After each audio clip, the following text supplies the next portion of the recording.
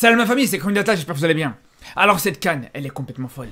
Cette équipe de Côte d'Ivoire, elle est complètement folle, elle est incroyable. Et je vous l'ai dit, s'ils arrivent à passer contre le Sénégal, ils vont aller en finale et ils vont soulever cette CAN. Ils vont la soulever cette CAN, je vois pas d'autre possibilité. Avec un mental pareil, c'est pas juste une CAN que tu peux gagner, tu peux carrément soulever des montagnes, tu peux faire des trucs de fou. Ils ont été monstrueux.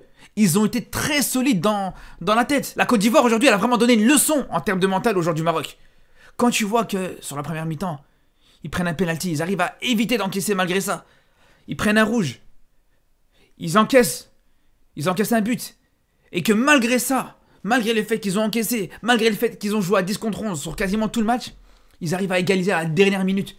À la dernière minute, ils arrivent à égaliser et aller aux prolongations, arracher ces prolongations-là. Pendant que nos joueurs du Maroc, eux, ils étaient à 11 contre 11 sur tout leur match, ils ont eu un penalty et malgré ça, ils n'ont pas su égaliser. Voilà toute la différence, voilà. Dans le football, le mental, c'est hyper important et aujourd'hui, les Ivoiriens, ils l'ont montré. Si t'as pas de mental, tu peux avoir toutes les qualités que tu veux, tu gagneras jamais. Par contre, si t'as un vrai mental, même si t'es un petit peu plus faible, même si t'es à 10 contre 11, même s'il y a tout contre toi, tu peux faire des grandes choses. Et ils l'ont fait parce qu'ils ne sont pas juste contentés d'égaliser et d'empêcher justement d'aller et de pouvoir aller aux prolongations. Ils ont su surtout éviter la séance de tir au but. Et pour qu'une équipe à 10 contre 11, qui arrive à égaliser sur la dernière minute du match, et qui joue quasiment tout un match plus des prolongations à 10 contre 11, réussir à marquer dans ces prolongations, c'est quasiment du jamais vu. C'est quelque chose qui est très très rare et pour ça franchement respect à cette équipe de Côte d'Ivoire. Et ce qu'il faut en plus pour vous dire à quel point cette équipe de Côte d'Ivoire elle est exceptionnelle, elle est vraiment particulière, elle a vraiment le mental d'un champion, d'un futur champion si on veut, mais c'est que même à 10 contre 11 en fait, ce qui est impressionnant c'est qu'ils ont réussi à jouer mieux qu'à 11 contre 11. Au début du match, ils se faisaient un petit peu dominer et dès qu'ils ont eu le carton rouge, voilà, tu commençais à avoir vraiment des vrais temps forts du côté ivoirien, tu commençais à avoir vraiment de la qualité dans le jeu de cette équipe de Côte d'Ivoire. Tu commençais surtout à avoir une équipe du Mali doutée en plus. D'ailleurs, on parle de la Côte d'Ivoire, mais je pense aussi que le Mali et les Maliens, pour le coup, c'est ce qui leur a manqué dans ce match. Et j'en parlais déjà justement dans le match contre le Burkina Faso. Je disais justement que c'est ce qui manquait. On a vraiment eu l'impression que rien que le but du Burkina Faso quand le Mali menait 2-0, juste le fait de se faire encaisser et que le Burkina Faso réduise un petit peu le score, ça a déjà un petit peu perturbé le mental justement de ces joueurs maliens. Et on sentait qu'ils pouvaient craquer à tout moment. Alors qu'il n'y avait absolument rien d'inquiétant. Ils géraient totalement ce match. On sentait qu'il n'y avait rien qui pouvait leur arriver. D'ailleurs, comme dans ce match contre la Côte d'Ivoire. Pareil, c'est exactement la même chose. C'est exactement la même chose dans ce match contre la Côte d'Ivoire où les Maliens, mais pour le coup, ont totalement dominé cette première mi-temps. Et quand ils sont passés à 11 contre 10, ben c'est là où ils ont laissé justement les Ivoiriens prendre en confiance. Et ça, personnellement, j'ai pas compris. Même si c'est vrai que le Mali a quand même su ouvrir le score juste derrière avec un très très beau but d'ailleurs. Et moi, vraiment, c'est ça que j'ai pas compris. Là, normalement, le Mali aurait dû achever cette équipe de Côte d'Ivoire. Parce que quand tu vois qu'à 11 contre 11, le Mali domine, qu'en plus de ça, ils arrivent à ouvrir le score, et que t'as cette équipe de Côte d'Ivoire qui est obligée de se découvrir, qui est obligée de jouer un peu plus de manière offensive, ben là, on s'attendait clairement à ce que le Mali, qu'ils allaient chercher ce deuxième but, mais c'est pas ce qui s'est passé du tout. C'est pas ce qui s'est passé, et justement, au contraire, quand on a vu les 3 changements qui ont fait la différence pour moi côté ivoirien, avec le trio d'attaque, Adingra, Diakité et Haller, d'ailleurs, on peut dire une chose, on peut dire que franchement, je respecte énormément ce que fait Emers Faye avec cette équipe de Côte d'Ivoire. Je pense que franchement, on a vraiment du coaching de haut niveau, il n'y a pas de problème. D'ailleurs, c'est du coaching gagnant, vu que quand on voit, les 2 buts viennent de joueurs qui étaient sur le banc, Diakité et Adingra. Mais moi, la question que je me pose, c'est pourquoi ces joueurs n'ont pas commencé? Pourquoi il a préféré faire jouer un Max-Alain Gradel et un Pépé, Nicolas Pépé, qui déçoivent, qui pour moi sont dépassés, ce genre de joueurs, même si Pépé, il va chercher le penalty sur le match contre le Sénégal. Mais on sait très bien que c'est un joueur qui déçoit plus qu'il satisfait. Clairement, contrairement à ces 2 joueurs-là, pour le coup. C'est clairement l'attaque que je dis depuis le début de la compétition que je veux voir avec cette équipe ivoirienne. Haller, Adingra et Diakité. Alors, ok, Adingra et Haller étaient blessés au début de la compétition, donc tu les voyais un peu moins. C'est une chose. Mais au bout d'un moment, là, maintenant, on a bien vu qu'ils ont commencé à être en jambes. Pour moi, ils doivent commencer ce match. Ils doivent commencer ce match. C'est plus possible de voir Kwame titulaire au poste de numéro 9. C'est plus possible de voir Gradel, avec tout le respect qu'on a pour lui et pour sa carrière, qui a 36 ans, qui aujourd'hui est titulaire aussi. Pareil pour Nicolas Pépé. Quand tu sais que tu as Diakité, quand tu sais que tu as Adingra, qui sont exceptionnels ces 2 jours-là, et on les a vus avec leur entrée. Au-delà du fait qu'ils ont marqué leurs 2 buts, ils ont eu un volume de jeu énorme. Ils étaient partout sur le terrain. Adingra, je le voyais, il faisait à la fois le travail d'ailier, d'attaquant et à la fois le travail de milieu de terrain. Il était infatigable. Lui, on n'avait pas l'impression qu'il revenait de blessure du tout pour le coup. Donc, c'est vraiment dommage justement qu'ils n'aient pas été titulaires. Et ce qui est surtout dommage, c'est qu'en plus de ça, même sur le prochain match, ils ne le seront pas non plus. En tout cas, Diakité, il pourra pas l'être, vu qu'il sera suspendu pour le prochain match, mais vraiment... D'un côté, on peut pas lui en vouloir. Il met le but, justement, qui évite les tirs au but. Il met ce but à la dernière minute des prolongations et il retire son maillot dans l'euphorie. Mais je pense que beaucoup d'autres personnes auront fait la même chose dans ce genre de moment. On peut juger, on peut dire, ouais, il est bête, il est stupide, mais dans une situation pareille, tu réfléchis pas. T'es même pas toi-même. Tu sais même plus comment tu t'appelles. Alors c'est vrai que ça aurait été bien que d'autres joueurs, ça arrive des fois par exemple, que quand un joueur qui est dans l'euphorie, qui veut retirer son maillot, bah, que t'as d'autres joueurs qui viennent essayer de l'empêcher de le faire. Ça n'a pas été le cas, dommage, vraiment c'est dommage, parce que là tu vas rater ce joueur qui aurait pu être hyper important contre le Congo en demi-finale, vraiment. Surtout quand on voit l'entrée qu'il fait, ce joueur est très complet, ce joueur est très bon techniquement, ce joueur a des bonnes qualités de frappe, ce joueur a une très bonne finition, même sur l'aspect physique, il est exceptionnel, il est très dur sur l'homme.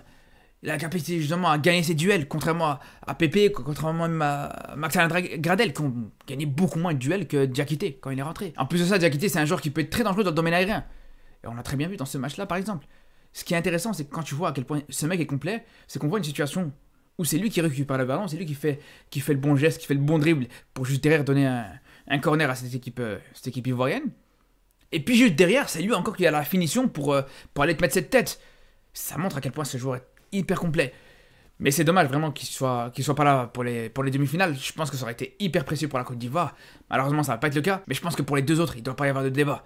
On a bien vu, on sait que je vous dis, ce trio d'attaque, c'est le meilleur possible en Côte d'Ivoire. Ça fait des mois et des mois que je le dis. Alors à l'heure, tout le monde le sait. Je pense que c'est juste qu'il n'était pas à 100% physiquement. Mais pour Adingra, ça fait des mois, depuis le mois de novembre. Pour moi, c'est mon coup de cœur. J'en ai même fait une vidéo où je vous ai dit c'est l'un des joueurs à suivre dans cette CAN. Pour le coup, il n'a pas déçu. Et pareil pour Diakité, depuis son match au mois d'octobre contre le Maroc, ce joueur, je me dis, il est monstrueux. Ce joueur, il est monstrueux et je le trouve vraiment exceptionnel. Et ça, c'est confirmé aussi. Bon, après, il pourra pas jouer dans le match prochain, mais comme je vous dis, à l'heure et à Dagra, pour moi, c'est pas discutable. Parce que le défaut que je pourrais reprocher justement à ce coach, Emers Faye, c'est qu'il a un petit peu tendance à faire un peu preuve de copinage. J'ai vraiment l'impression qu'il fait preuve de copinage. Parce que je vous parle de l'attaque. Mais on peut parler aussi en défense. On peut parler aussi de la défense avec Aurier. Au bout d'un moment, Aurier, c'est plus possible. Alors, ok, il fait pas un mauvais match contre la Côte d'Ivoire. Contre le Sénégal, plutôt. Il fait pas un mauvais match contre le Sénégalais, même si, quand même, le but que la Côte d'Ivoire encaisse au début du match, il vient quand même de lui. Mais dans l'ensemble, on sait bien que Aurier, il fait une CAN très désastreuse. Il fait une CAN vraiment décevante. Et quand t'as un Singo, avec l'entrée qu'il te fait, Singo qui est vraiment très très bon sur son côté droit, pourquoi se prendre la tête à mettre un Aurier encore titulaire? C'est pas comme si t'avais pas d'autres alternatives que ces joueurs-là. Donc pourquoi s'entêter à faire jouer Aurier? Moi je comprends pas. Et comme je vous dis, que ce soit avec Aurier, que ce soit avec Gradel, que ce soit avec Pépé, moi j'avais vraiment l'impression qu'il fait jouer ses potes ou il fait jouer certains joueurs avec qui il s'entend un peu plus. Je sais pas, peut-être que c'est moi qui me trompe. Mais c'est le sentiment que je trouve. Parce que sportivement, ces trois joueurs-là, ils sont inférieurs à leurs remplaçants. Clairement. Donc soit, comme je vous dis, c'est du copinage, ou alors peut-être que c'est peut-être une certaine manière de se dire il faut des joueurs d'expérience sur le terrain. C'est possible aussi. Hein. Peut-être que dans sa tête, il préfère avoir des joueurs d'expérience. Même s'ils ont moins de qualité, même s'ils sont moins en forme physiquement et en termes de qualité, ils sont en dessous. Peut-être qu'ils préfèrent l'expérience que la qualité technique, mais on voit que ça peut poser problème. On voit que ce genre de match, ça pardonne pas. Les déchets techniques, ça pardonne pas. Et en parlant de déchets techniques, moi je vous dis, ma déception aujourd'hui, c'est clairement Kousounou. Alors là, je sais pas ce qui lui est arrivé, Kousounou. Je sais pas du tout ce qui lui est arrivé, mais il était pas dans son match du tout. Mais alors là, mais pas du tout. Je comprends pas comment c'est possible d'avoir vu un Kousounou qui était vraiment exceptionnel contre le Sénégal. Et là, dans ce match-là, tu le vois qu'il est totalement différent. Je comprends pas du tout. Parce que, déjà, il te provoque ce penalty. En plus de ça, il était souvent en retard. Et c'est comme ça, d'ailleurs, qu'il se prend son carton rouge. Parce que c'est pas qu'il s'est pris un carton rouge comme ça, parce qu'il a fait une erreur qui lui a coûté ce carton rouge. Non, c'est parce qu'il commettait des fautes à répétition. Parce que souvent, il était en retard sur son joueur. Et au final, ça lui coûte 2 grosses fautes, 2 cartons jaunes qui lui ont donné un rouge. Et c'est vraiment dommage, parce que là aussi, c'est un joueur qui aurait pu être précieux, encore une fois, contre cette équipe du Congo en demi-finale. Tu perds 2 joueurs majeurs, pour moi, 2 joueurs qui doivent être dans le 11, que ce soit Diakité ou Kousounou. Pour moi, c'est vraiment 2 grosses pertes pour cette équipe de Côte d'Ivoire en demi-finale. Par contre, ce qui fait vraiment plaisir pour la Côte d'Ivoire, et on l'a vu dans ce match, c'est qu'on est en train de retrouver un Seko Fofana intéressant. C'est qu'on retrouve vraiment le vrai Seko Fofana. Et heureusement d'ailleurs, parce que les autres milieux de terrain, aujourd'hui, je trouve qu'ils ont un petit peu déçus. Que ce soit Kessé ou même Seri, ça n'avait rien à voir avec leur match contre le Sénégal. Donc heureusement que tu avais un Fofana qui était clairement en forme aujourd'hui. Même si par moments, je trouve qu'il était un petit peu frustrant quand même, Fofana. Parce que sur plusieurs ballons, il voulait faire un petit peu la différence, surtout quand la Côte d'Ivoire a encaissé. À ce moment-là, il s'est trop mis dans la tête qu'il voulait être le sauveur de cette équipe ivoirienne. C'était un petit peu comme le match contre le Nigeria ou même celui contre la Guinée équatoriale où par moment il croquait un petit peu trop de ballons. Et ça c'est un petit peu dommage parce que on sait que dans cette équipe ivoirienne, moi je suis persuadé et je vous le dis, il y a de la qualité. Et des fois, voilà, sur des situations, on voit qu'il veut faire un petit peu la différence individuelle, on voit qu'il veut mettre à profit sa qualité technique plutôt que de trouver ses coéquipiers, et franchement c'est dommage. Quand je vois par exemple une situation où il a 4 joueurs devant lui et qu'il va commencer à te faire des passements de jambes pour essayer de passer alors que c'était quasiment impossible, je trouve que c'est un petit peu dommage. C'est un petit peu ma déception par rapport à Fofana aujourd'hui, même si, voilà, malgré tout, comme je vous dis, il fait un match vraiment intéressant. Parce qu'il te rate des dribbles, mais il t'en réussit aussi, c'est une chose à dire. En plus de ça, même dans la verticalité, dans son jeu de passe habituel, on a vraiment trouvé dans son jour aussi par rapport à ça. Et surtout, il faut dire que les 2 buts viennent de Fofana. Alors c'est 2 buts sur des frappes ratées de sa part, ou en tout cas des frappes qui ont été contrées. Mais au final, voilà, des frappes contrées, c'est des frappes qui restent dans la bonne zone, surtout quand c'est dans la surface comme ça. En tout cas, ce qui est sûr et certain, parce que quand je vous parle du mental de la Côte d'Ivoire, il faut aussi parler du mental d'une des équipes qui est encore présente dans cette CAN, c'est tout simplement la RDC. Et c'est pour ça que je pense que cette demi-finale, elle va être exceptionnelle. Cette demi-finale Congo-Côte d'Ivoire, il faudra vraiment la rater pour rien au monde, je vous le dis.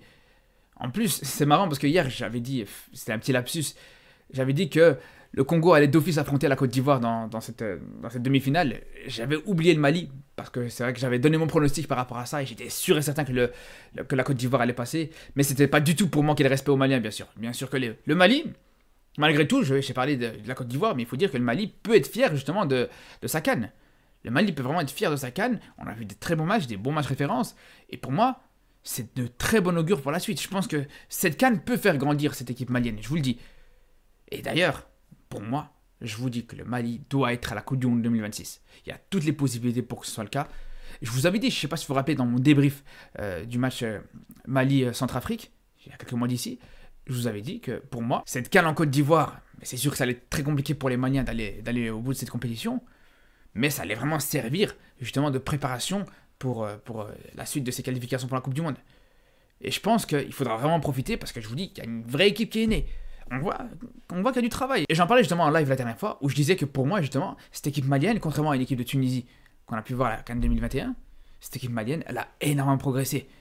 Et je pense que, je vous dis, c'est de bonne augure pour la suite et on a hâte de suivre justement l'évolution de cette équipe malienne. En tout cas, on se retrouve très très vite pour reparler de cette CAN, pour reparler de ces demi-finales, pour se projeter aussi sur ces demi-finales avec des pronostics. Et on aura aussi l'occasion de reparler de certaines équipes qui sont plus forcément dans la compétition, de certaines équipes africaines qui sont plus dans cette CAN. Donc je vous dis à très très vite et surtout d'ici là, prenez soin de vous.